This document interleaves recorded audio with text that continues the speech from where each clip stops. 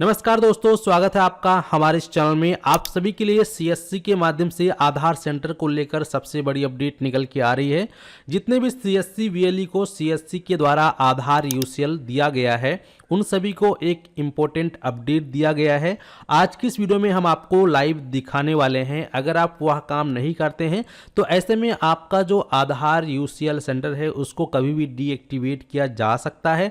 तो जितने भी सीएससी वीएलई हैं जिनको कि आधार यूसीएल का काम चाहिए, या फिर जिन वीएलई को आधार यूसीएल मिला हुआ है, जैसे कि आप लोग अभी वर्तमान समय में अपने सीएससी सेंटर के माध्यम से लोगों के आधार कार्ड में नंबर को लिंक कर पा रहे होंगे, एड्रेस अपडेट कर पा रहे होंगे, बायोमेट्रिक के माध्यम से डॉक्यूमेंट अपडेट कर पा रहे होंगे, तो आप लोगों को सीएससी के द्वारा मिली हुई आधार यूसीएल आईडी को कंटिन्यू चालू रखने के लिए सीएससी के रूल को फॉलो करना होगा। नया नियम निकल के आ चुका है सभी वीएलई के लिए, जो कि आज की इस वीडियो में हम आपको दिखाने वाले हैं।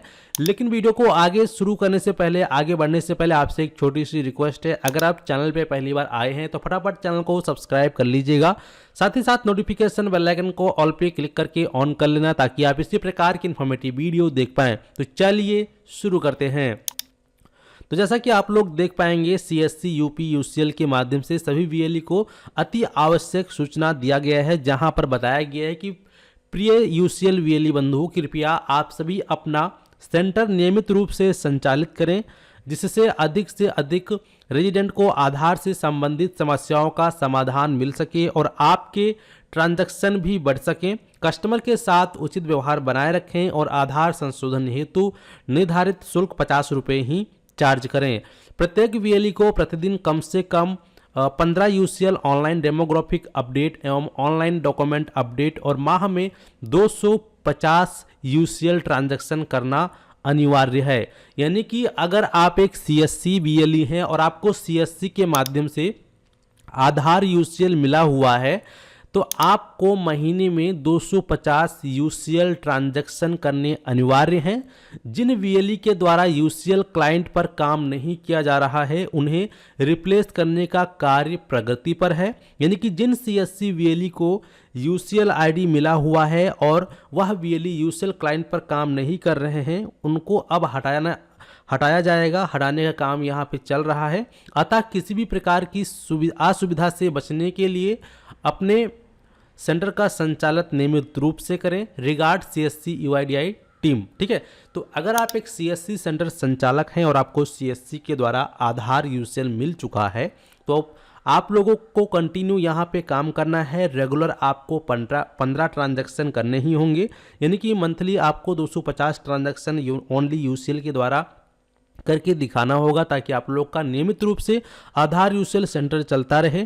और अगर आप एक सीएससी वीएलई हैं और अभी तक आपको आधार यूसीएल सेंटर नहीं मिला है, तो आधार यूसीएल सेंटर लेने के लिए आप सभी गूगल पे सर्च करेंगे esewa.csccloud.in और इसकी ऑफिशियल साइट पर चले आएंगे। इसकी ऑफिशियल साइट पे आने के बाद यहाँ आपको मिलता है ऑप्शन डिजिटल सेवा कनेक्ट। आप यहाँ पे डिजिटल सेवा कनेक्ट पे क्लिक करेंगे तो आप सभी के सामने इस प्रकार से आपकी सीएससी आईडी और पासवर्ड मांगेगा।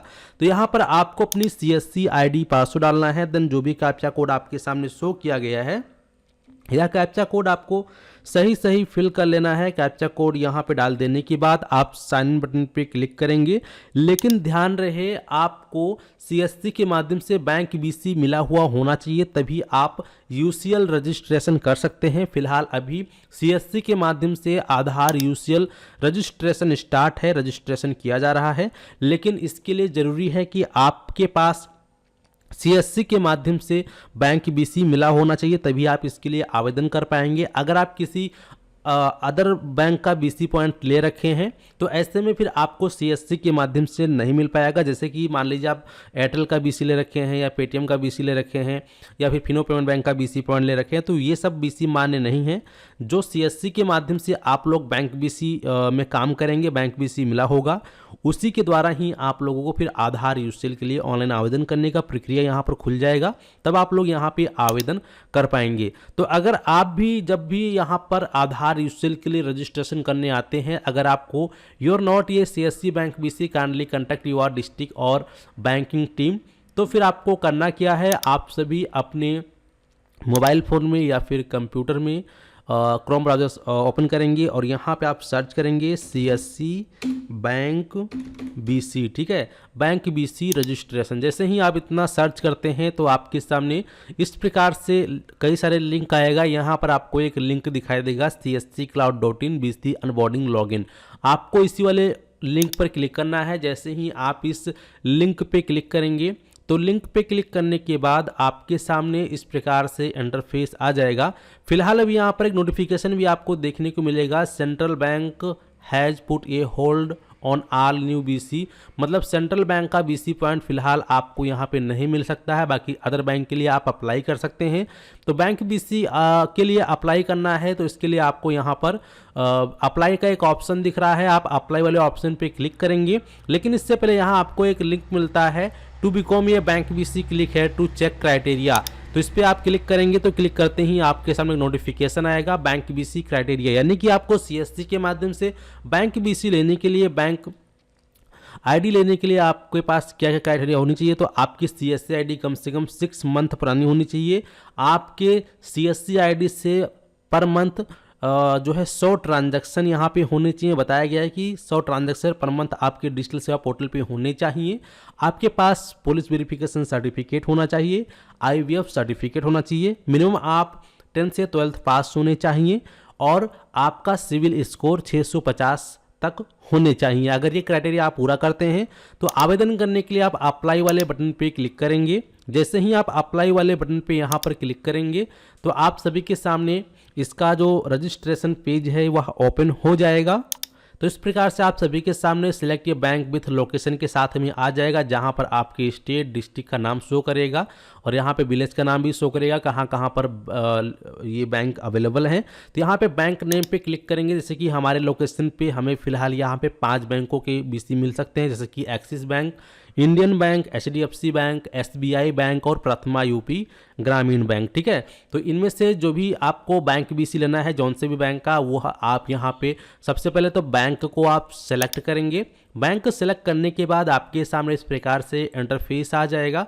तो यहाँ पर अगर होगा आपके एरिया में, आपके ब्रांच से नज़दीकी में अगर है यह, तो फिर आप यहाँ पे अप्लाई का एक ऑप्शन भी दिखाई देगा। आप अप्लाई वाले बटन पे क्लिक करेंगे। जैसे ही अप्लाई बटन पे क्लिक करेंगे BC ऑनबोर्डिंग रजिस्ट्रेशन फॉर्म खुल जाएगा आप सभी के सामने। यहाँ पर आप अपनी पर्सनल डिटेल को प्रॉपर तरीके से फिल करेंगे। पर्सनल डिटेल फिल कर लेने के बाद यहाँ पे सीधा आप नेक्स्ट पे क्लिक करेंगे। नेक्स्ट पे क्लिक करने के बाद यहाँ आप एड्रेस अपनी फिल करेंगे, फिर BC की जो प्री क्वालिफिकेशन वो डालेंगे, अपना वेरिफिकेशन डिटेल डालेंगे, डॉक्यूमेंट को आप अपलोड करेंगे। डॉक्यूमेंट अपलोड करने के बाद आपका यहाँ पे आवेदन सफलतापूर्वक हो जाएगा और फिर आपका जो है डॉक्यूमेंट प्रक्रिया जो है वेरिफिकेशन के लिए जाएगा, जिसके बाद फिर आपका कुछ ही दिनों में बैंक BC बैंक के द्वारा और CSC टीम के द्वारा अप्रूव किया जाएगा और फिर आपको एक CSC welcome kit bank BC का मिल जाएगा, जिसके बाद फिर आप लोग अपने CSC सेंटर पे बैंक BC को ओपन कर सकते हैं। बैंक BC ओपन करने के बाद निरंतर आपको कम से कम 3 महीने उसमें कंटिन्यू ट्रांजैक्शन करने हैं। ट्रांजैक्शन अच्छे से करने के बाद फिर आप 3 महीने के बाद UCL के लिए ऑनलाइन आवेदन कर सकते हैं। UCL आवेदन बिल्कुल फ्री है, इसके लिए कोई चार्ज कहीं पर भी आपको देने की आवश्यकता नहीं है। बिल्कुल फ्री में ही आप CSC के माध्यम से आधार UCL सेंटर प्राप्त कर सकते हैं, लेकिन कंडीशन ये है कि आपके पास CSC के माध्यम से बैंक BC होना चाहिए और साथ ही साथ आपके पास आधार सुपरवाइजर का सर्टिफिकेट होना चाहिए। तो उम्मीद करते हैं कि आप लोग अच्छे से समझ गए हैं। चलिए मिलते हैं आपको एक नए वीडियो में। फिलहाल इस वीडियो को समाप्त करते हैं। धन्यवाद।